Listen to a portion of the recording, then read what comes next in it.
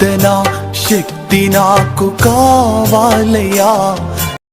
పితా పుత్ర పరిశుద్ధాత్మ నామమున ప్రభువునందు మిక్కిలి ప్రియమైన సహోదరి సహోదరులారా, ఈనాటి ధ్యానాంశం మన ప్రార్థనకి జవాబు రాకపోవడానికి కారణం ఏమిటి అని ఆలోచించినట్లయితే, ప్రభు చెప్పే కార్యాలు చూసినట్లయితే చాలాసార్లు మనం అడుగుతుంటాం, ఫాదర్ మేము నెలల తరబడి ప్రార్థిస్తున్నాం, ఆయన మా ప్రార్థన ఆలకించలేదు. సంవత్సరాల తరబడి ప్రార్థిస్తున్నాం, దేవుడు మా ప్రార్థనకి జవాబు ఇవ్వడం లేదు అంటుంటాం. కానీ ప్రభువునందు మిక్కిలి ప్రియులారా, దేవుడు మన ప్రార్థన ఆలకించాలి అంటే దేవునితో మంచి సంబంధం కలిగి ఉండాలి. ఎప్పుడైతే దేవునితో మనం మంచి సంబంధాన్ని కలిగి ఉంటామో దేవుడు మన ప్రార్థన ఆలకిస్తాడు. పునీతులందరూ కూడా, ప్రవక్తలందరూ కూడా ప్రభుతో సత్సంబంధం కలిగి ఉండి ప్రభుని ప్రతిరోజు కలుసుకునే వాళ్ళు ప్రార్థన ద్వారా. అబ్రహాము కానీ, మోషే కానీ, ఎవరైనా దావీదు కానీ ప్రతిరోజు ప్రభువుని కలుసుకొని దేవునితో సత్సంబంధాన్ని పెంపొందించుకున్నందువలన వాళ్ళ జీవితం జయ జీవితంగా మారింది.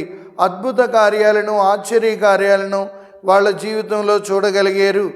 కావున ప్రియులారా, మనం కూడా దేవునితో మన సంబంధం ఎలా ఉంది అనేది మనం చూసినట్లయితే ఈరోజు మనకు అర్థమవుతుంది ఎందుకు మన ప్రార్థనకి జవాబు రావడం లేదని.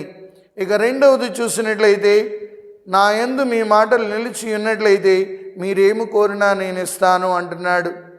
దేవుని మాటల యందు మనం నిలిచి ఉంటున్నామా? ఎవరెవరైతే దేవుని మాటల యందు నిలిచి ఉంటారో, యోహాను శుభవార్త 15వ అధ్యాయము 17వ వచనంలో, నా యందు మీరును నా యందు మీ మాటలు నిలిచి ఉన్నచో మీరు ఏమి కోరినను అది నేను మీకు అనుగ్రహింతును అంటున్నాడు. కాబట్టి దేవుని యొక్క మాటలు మన యందు నిలిచి ఉండేటట్లు మనం చూడాలి. అంటే దేవుని యొక్క వాక్యం హృదయంలో దాచుకోవాలి. దేవుని యొక్క మాటలు మనం ధ్యానించుకుంటుండాలి. దేవుని యొక్క వాగ్దానాలు ధ్యానించుకోవాలి. అప్పుడు దేవుడు మనం ఏం కోరినా ఇవ్వడానికి సిద్ధంగా ఉంటాడు.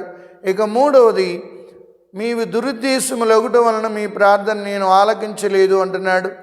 పునీత యాకోబు రాసిన లేఖ 4వ అధ్యాయము 3వ వచనంలో చూసినట్లయితే, దురుద్దేశముతో అడిగిన ఏ కోరిక కూడా అది ఫలించదు అంటున్నాడు. చాలాసార్లు మన ఉద్దేశాలు ఎలా ఉన్నాయో మనం చెక్ చేసుకోవాలి. మన ఉద్దేశాలు మంచివైతే, మన కోరికలు మంచివైతే దేవుడు ఎల్లప్పుడూ దీవిస్తుంటాడు. అదే దేవుడు కోరుకుంటాడు. ఇక నాలుగవది చూసినట్లయితే, దేవుని మనం అర్థించేటప్పుడు విశ్వాసముతో అడగవలెను. చాలాసార్లు మనం ప్రార్థిస్తుంటాం కానీ అనుమానిస్తుంటాం, ఇది జరుగుతుందా జరగదా, నిజంగా ఇది జరుగుతుందా జరగదని. అనుమానంతో చేస్తే దేవుడు మన ప్రార్థన ఆలకించడు. పునీత హెబ్రీయులకు రాయబడిన లేఖ 11వ అధ్యాయము 6వ వచనంలో, విశ్వాసరహితుడైన ఏ మానవుడు దేవుని సంతోషపెట్టలేడు అంటున్నాడు. కావున ప్రియులారా, మన ప్రార్థన ఫలించాలంటే ఈ 4 గుణాలు ఉండాలి. మన ప్రార్థనకి ఎందుకు జవాబు రాలేదంటే, మొదటగా దేవునితో సంబంధం, మనకి సరైన సంబంధం కలిగి ఉండలేకపోతున్నాం. అబ్రహాములాగా, దావీదులాగా, మోషేలాగా, జోషువాలాగా. అందుకే మన సంబంధాలు సత్సంబంధాలుగా లేవు. ఇక రెండవది, దేవుని మాటలు మన యందు నిలిచి ఉన్నాయా? ప్రతిరోజు మన హృదయంలో దేవుని యొక్క మాటలు, దేవుని యొక్క వాగ్దానాలు ఉంచుకొని, ప్రభువా ఈ వాగ్దానాలు నెరవేర్చండి అని దేవుణ్ణి అడగగలుగుతున్నామా? అలా అడగలేనప్పుడు మన ప్రార్థన ఫలించదు. మూడవది, మీవి దురుద్దేశములొకటి చేత నేను మీ ప్రార్థన ఆలకించును అంటున్నాడు. కాబట్టి మన ఉద్దేశాలు ఎలాగ ఉన్నాయి ఒకసారి మనల్ని మనం పరిశీలించుకోవాలి.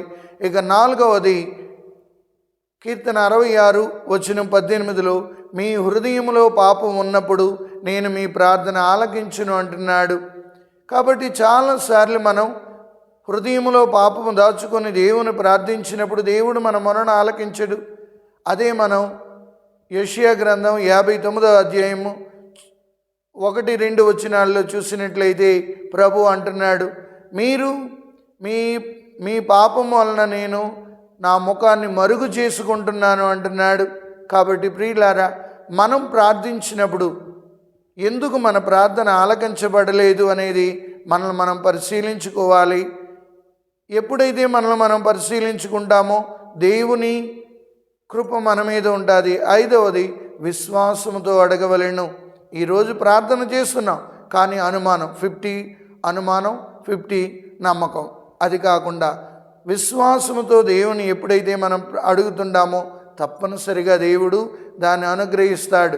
అందుకే యేసు ప్రభు చాలాసార్లు చెప్పాడు, నీ విశ్వాసమే నిన్ను స్వస్థపరిచినదని 12 సంవత్సరముల రక్తస్రావం రోగముతో ఉన్న స్త్రీతో.